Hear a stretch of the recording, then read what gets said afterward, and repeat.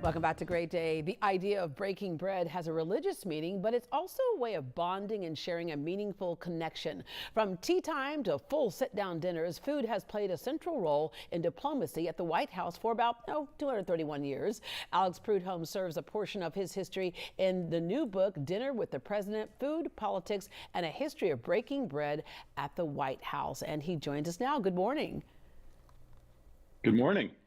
All right, Alex, your background, you're raised in a family of cooks. You like to debate politics at dinner time, and Julia Child was your great aunt. So this is a perfect book for you.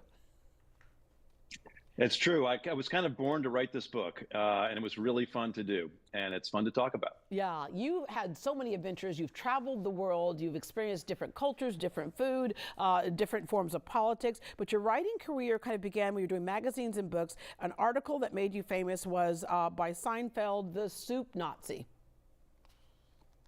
Yeah, I wrote a story for The New Yorker back in 1988 about this crazy soup guy I met in New York here, and it was adapted later by Seinfeld for his famous Soup Nazi episode, which is still on reruns. It's kind of hilarious. Yeah, it's kind of like a part of pop culture now. You were a script consultant on Julia. I actually had the honor of interviewing Julia Child back in the 90s, and she was just a hoot and such a wonderful human being. All right, Dinner with the President, a narrative of history of food and politics. I think we've experienced a kind of a renaissance in food over the last couple of decades where we've gotten back around the table and back around fresh, good food, but food can do a number of things.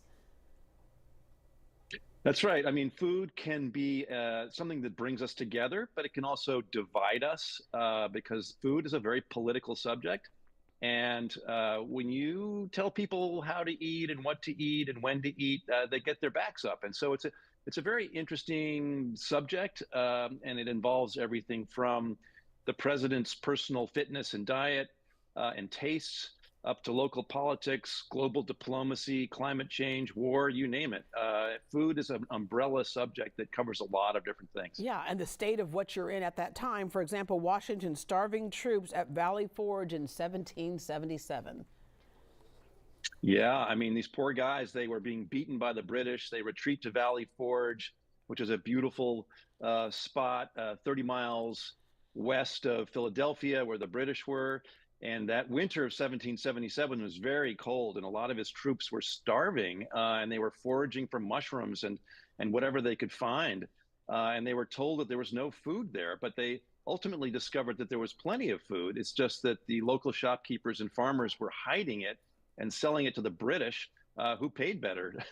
So that's a pretty classic American origin story right there for you. Yeah, hunger will do things. The 1967 state dinner, LBJ hosted Japan's prime minister, and of course LBJ is well known in Texas. Yeah, well, he was an amazing host. He had more state dinners than any other president. And in 1967, he hosted Prime Minister Sato of Japan.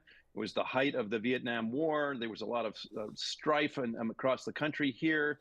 But my great aunt Julia managed to talk her way into the White House and made the first ever television documentary about what it takes to put on a state dinner from behind the scenes. And it's a terrific documentary. It's all shot in black and white on film.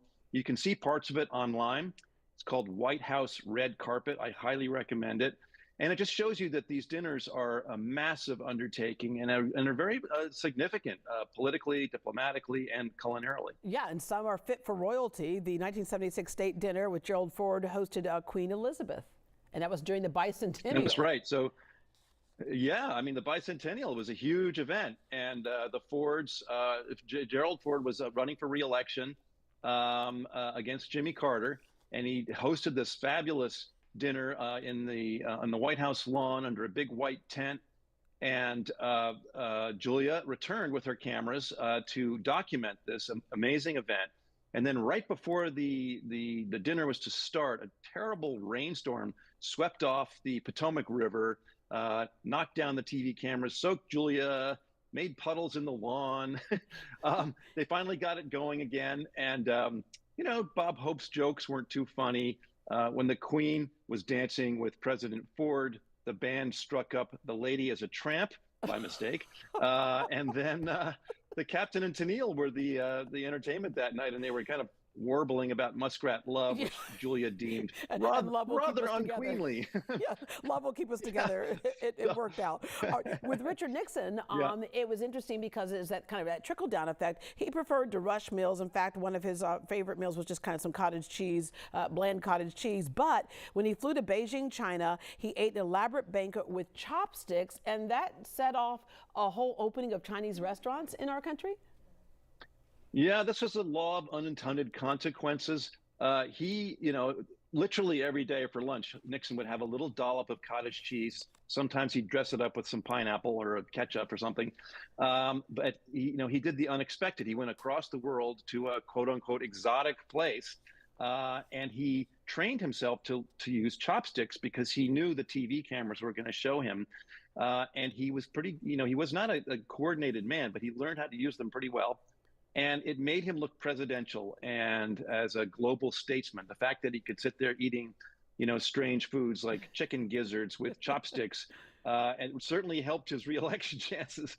And it was, when he came back home, it set off a whole wave of Chinese restaurants where people weren't just eating, the typical General Tso's chicken, but they were trying all sorts of different, much more refined Chinese cuisine. And we now have something like 85,000 Chinese restaurants across the country. All right, and then Jimmy Carter brought blood enemies to Camp David, Menachem Begin and Anwar el-Sadat, and worked on a peace agreement, and that was done over food. But let's skip now to the worst food served. Okay, James Garfield has some squirrel stew. William H. Taft had roasted possum.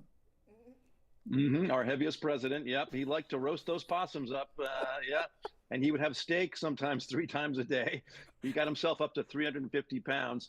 But, he was a very smart guy. He was also the only president to become the Supreme Court Chief Justice. So yeah, it worked out for him. Okay. Balance things out. Possum yeah, stew. Exactly right. Alex, what is your hope for this book? Outside of it's very entertaining, what is your hope for this book? I hope it'll get people, particularly students who might assume that history and politics are boring, to become interested in the nation's story through the lens of food. I mean, nobody's really done a book like this where it's about the politics of food and the food of politics with a lot of kind of fun, interesting, strange anecdotes along the way. I tried to make it entertaining.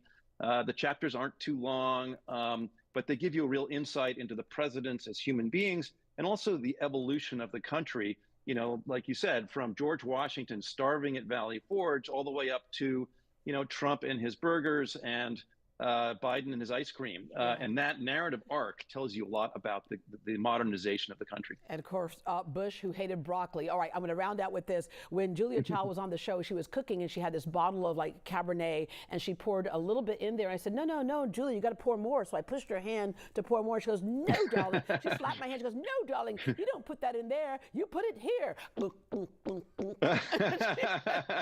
she was a hoot. You got to love Julia. Yeah. She had fun. I miss her. Well, we love Julia and we love you and we love this book. Thank you for joining us this morning. Well, thanks so much and bon appetit. Bon appetit. All right, here, let me give you a taste of Texas steak right here. There you go. Okay. Oh, beautiful. Look at that. You can find Alex Prud'homme's new book, Dinner with the President, everywhere books are sold, including local shops like Blue Willow Bookstore. Visit greatdayhouston.com for more information and the links.